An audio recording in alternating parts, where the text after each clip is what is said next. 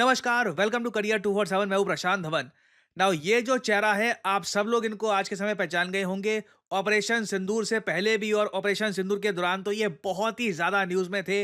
AP Singh, Bharat के air chief marshal, इन्होंने ये कहा ओपनली, और मेरे हिसाब से बहुत अच्छी बात है कि भारत में जो टॉप लेवल पे लोग हैं ये बात खुलकर कर रहे हैं, क्योंकि ये बात डिस्कस की जाएगी तभी कल को एक सोल्यूशन की तरफ हम बढ़ पाएंगे। इन्होंने खुलकर कहा, we are not getting the best people.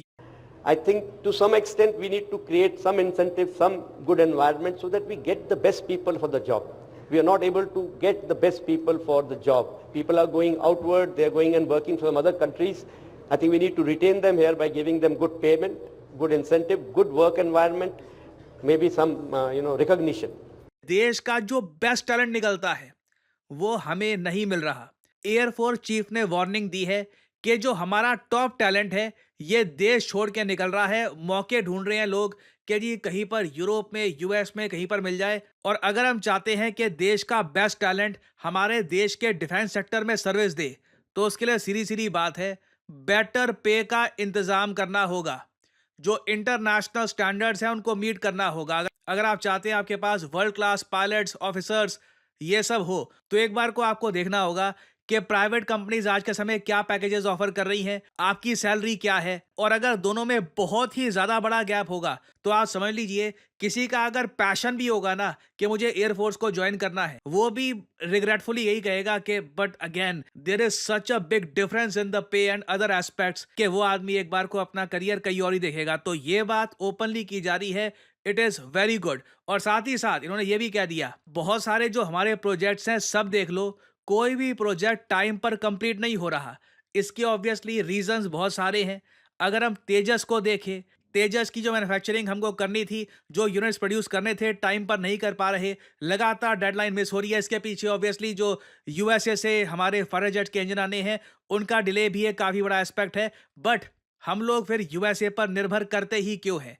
Advanced medium combat aircraft AMCA को लेकर रिसेंटली डेवलपमेंट हुई है, बट वो जो प्रोजेक्ट है वो भी लंबे समय से आप अगर देखो तो डिलेड ही चल रहा है। उम्मीद ये है कि अभी जो एएमसीए की नई डेडलाइंस है इसको हम मीट कर पाएं। कावेरी जेट इंजन पर मैं वीडियो बना चुका हूं। पूरी इंटरनेट पर इंडियंस ने मुहिम चलाई कि कावेरी इंजन प्रोजेक्ट को फंड करो। उसके बाद ऑफ कोर्स न्यूज ये भी आई है कि कावेरी जेट इंजन को आज के समय टेस्ट किया जा रहा है रशिया में। ये प्रोजेक्ट ऐसा नहीं है कि बिल्कुल रोक दिया गया है, रशिया में इसको टेस्ट किया जा रहा है। तो खोलकर एयर चीफ साहब ने साफ साफ बोला है कि प्रॉमिस करने का पॉइंट क्या है, डेडलाइन बनाने का पॉइंट क्या है, जब प्रोजेक्ट टाइम पर कंप्लीट करना ही नहीं है। और इस तरीके की ओपन फ्रैंक डिस्कशन बहुत इंपॉर्टेंट है अगर हम जेन्युइनली चाहते हैं कि हम इंप्रूवमेंट देखें। और ये अज्यूम मत कर लेना कि ये बात जी एयर चीफ साहब ने ही बोली है। इससे पहले भी मैं वीडियो बना चुका हूं। इसरो के जो फॉर्मर चीफ थे सोमनाथ साहब, इन्होंने स्टेटमेंट दी थी। इन्होंने ये कहा था कि आईआईटी से जो लोग निकलते हैं ना, आप सोच कर देखना कभी, इसरो में जो भी हमारे टॉप साइंटिस्ट हैं, जो भी हमारे आज के समय वहाँ पे ऑफिसर्स हैं, कोई भी आईआईटी का नहीं दिखेगा आपको। आईआईटी से निकलते ही सारे जो ये बड़ी-बड़ी कंपनीज़ हैं, वहाँ पर भागते हैं, जो बड़े-बड़े पे पैकेजेज़ हैं, वहाँ पे जाते हैं, व्हिच इज़ अंडरस्टैंडेबल। देखिए, एक आदमी खुद की तरक्की के लिए जाएगा, that is very much natural. मगर हमें यहाँ पर खुद कॉन्टेम्पलेट करना होगा कि इसरो, जिस पर कंट्री इतना ज़्यादा प्राउड फील करती है, वहाँ पर आईआईटी के लोग एक्चुअली काम करते ही नहीं है। आईआईटी के लोग कहाँ काम कर रहे हैं? जी, हम बड़ा प्राउड फील करते हैं कि सुंदर पिचई गूगल के लिए काम कर रहा है। नाउ ठीक है, वहाँ पे गूगल के सीईओ वो बन गए और काफ़ी बार देख के अच्छा भी लगता है। सत्या नडेला वहाँ पे माइक्रोसॉफ्ट को लीड कर रहे हैं। बहुत सारे इंडियंस यूएस में काम कर रहे हैं।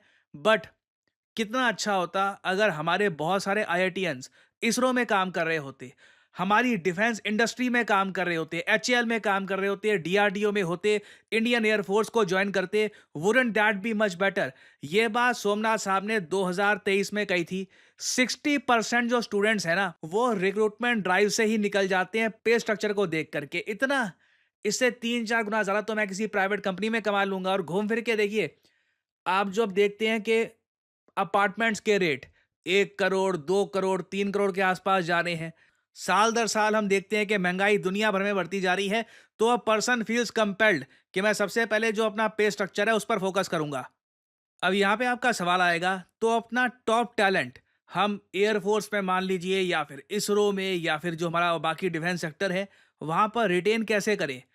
रिसेंटली मैंने ये एक बात नोट करी कि ये जो प्रॉब्लम है टैलेंट रिटेन करने की, ना सिर्फ भारत सरकार के सामने है, ये इंडियन कंपनीज के सामने भी है। ये इन्फोसिस, उसके अलावा TCS, Reliance, I mean various companies है भारत में। ये लोग भी चाहते हैं कि हमारा जो टैलेंट है ये यूरोप या फिर यूएस या फिर जापान और जगह ना भागे, ये इंडिया में काम करे।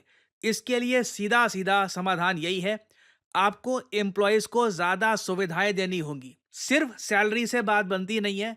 एयर चीफ मार्शल साहब ने एक बहुत इंपॉर्टेंट बात ये भी बोली है, सिर्फ इंसेंटिव से आपको आदमी नहीं मिलता, आपको एनवायरनमेंट से भी मिलता है। अब भारत में अगर हम बात करें एनवायरनमेंट की, जो भी अब एयर पोल्यूशन या फिर और जो हमारे यहाँ जो भी इश्यूज हैं वो सब तो है ही, बट अगर हम वर्क एनवायरनमेंट की बात करें तो वहां पर बिल्कुल flexible health insurance, mental health support, work environment, इस सब को अगर हम जितना बेहतर करते रहेंगे और इस बात को हम एडवर्टाइज करेंगे, देश के सामने रखेंगे कि देखिए ये है वर्क एनवायरनमेंट इसरो का या फिर डीआरडीओ का, it will attract the top talent of India. और मेरे हिसाब से हम नीड ये है कि इन सब सेक्टर्स में सैलरी के साथ साथ हम एक बड़ा अपग्रेड करें in the work environment as well. अगर मैं वैसे बात करूं बेसिक पे की, तो जो विंग कमांडर है भारतीय एयरफोर्स में, तो एट मैक्स उनकी सैलरी 2 लाख के आसपास जाती है। मतलब कि एनुअल पैकेज यहाँ पर हो गया करीब 24-25 लाख के आसपास का। इसमें आप चलिए कुछ पर्क्स, इंसेंटिव्स वगैरह वो सब कुछ डाल भी दो ना, तब भी 30 लाख तक बात पहुंचती है। यहाँ पर खुल करना, ट्विटर पे लोग कहते हैं कि आज के समय 50 लाख पर एनम का पैकेज कम पड़ता है, क्योंकि एक अच्छा अपार्टमेंट आपको लेना है वही 2-2.5 करोड़ के आसपास का आता है। तो समथिंग नीड्स टू हैपन। हमारे देश में देखो हो क्या रहा है, प्रॉपर्टी इज रिडिकुलसली एक्सपेंसिव। बारिश थोड़ी बहुत आती है तो इंफ्रास्ट्रक्चर की जो हालत है वो काफी हद तक दिख जाती है देश की फाइनेंशियल कैपिटल में। तो नीड ये है सरकार की कि हम आइडेंटिफाई करें वो कौन कौन से सेक्टर्स हैं जहां पर हम भारत का टॉप टैलेंट रिटेन करना चाहते हैं। हम चाहते हैं कि वो टैलेंट बाहर कहीं ना जाए, देश के लिए काम करे। तो यहाँ पर मैं आप लोगों से पूछना चाहूँगा, आपका ओपिनियन यहाँ पर क्या है? हम लोग क्या क्या स्टेप्स उठा सकते हैं ताकि जो देश का टॉप टैलेंट है भारत को छोड़कर ना जाए, इंडिया में ही काम करे? एक बार को यहाँ पे आप लोग ये कह सकते हैं कि ट्रंप अपनी जगह बने रहे, तो हमको कुछ ज़्यादा करने की ज़रूरत नहीं है, ये सब ऑटोमेटिकली हो जाएगा। हाँ, कुछ हद तक ये बात सही है, बट ट्रंप भी जो आज के समय कर रहे हैं ये टेम्परेरी है। एक बार यूएस के मिड टर्म इलेक्शंस हो जाएंगे तो उसके बाद ट्रंप भी ठंडे पड़ जाएंगे और ज़्यादा से ज़्यादा डोनाल्ड ट्रंप भी 2-3 साल तक ही हैं। इवेंचुअली उनका टेन्योर भी खत्म हो जाएगा। और ट्रंप भी ये बात खुलकर कहते हैं कि इंडिया से ना मुझे टॉप टैलेंट चाहिए। इंडिया कमाल का टैलेंट प्रोड्यूस करता है, मैं चाहता हूं इंडिया का टॉप टैलेंट जो यूएसए में आता है वो वापस भारत में ना जाए, वो फिर यूएसए में ही काम करता रहे। ये बात ट्रंप ने खुलकर कही है कि मैं कई बार देखता हूं कि उनके लोग आते हैं यहाँ पे पढ़ाई करते हैं, फिर वापस चले जाते हैं, करोड़पति बन जाते हैं, कोई बड़ी कंपनी खोल देते हैं। मैं ये नहीं चाहता, मैं चाहता हूं ये टैलेंट यूएसए में ही रहे। We need high-skilled workers in this country. Yes. We need to recruit the best and brightest from the world. Every I time we agree. get somebody super intelligent from India or Europe, any country, that's Three of us one are less- immigrants, sir. Yeah, and 3 of the 4 here are immigrants, the ones without the ties. And we could get these great people into our country, and that's a loss for our adversaries and our competitors, and it's a gain for us. But I've never heard you talk about this. Can you please promise us you will give us more ability to import the best and brightest around the world to America? I do promise, but I happen to agree. That's why I promise. Otherwise, I wouldn't promise. Let me just tell you that it's so sad when we lose people from Harvard, MIT, from the greatest schools, and lesser schools that are phenomenal schools also. And what I wanted to do, and I would have done this, but then we had to solve the COVID problem because that came in and, sort of dominated for a little while, as you perhaps know. But what I want to do and what I will do is you graduate from a college, I think you should get automatically as part of your diploma a green card to be able to stay in this country. And that includes junior colleges too. Anybody graduates from a college, you go in there for 2 years or 4 years. If you graduate or you get a doctorate degree from a college, you should be able to stay in this country. And you know more stories than I do, but I know of stories where people graduated from a top college or from a college and they desperately wanted to stay here. They had a plan for a company, a concept, and they can't. They go back to India, they go back to China. They do the same basic company in those places, and they become multi-billionaires employing thousands and thousands of people, and it could have been done here.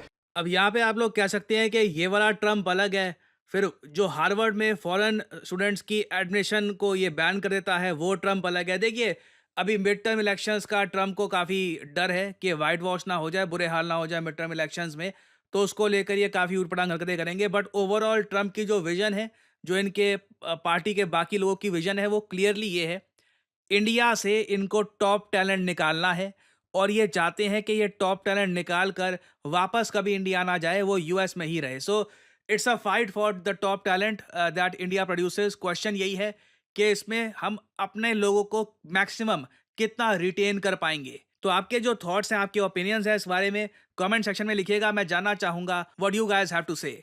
और finally यहाँ पे आप लोगों से मैं question यही पूछूंगा कि भारत का वो कौन सा डिस्ट्रिक्ट है जो पहला डिस्ट्रिक्ट बन चुका है भारत का जिसकी पूरी पावर की जो सप्लाई है ये सोलर एनर्जी से की जा रही है। The first district to India to meet its entire power demand with solar energy. Comment section में करिएगा उत्तर। ये है यहाँ पे आपकी ऑप्शंस, ले, दीव, जैसलमेर या फिर इदुक्की डिस्ट्रिक्ट। जो लोग देंगे सही आंसर उनकी कमेंट को मैं दे दूंगा हार्ट, ताकि बाकी लोग समझ पाएं कि सही उत्तर क्या है।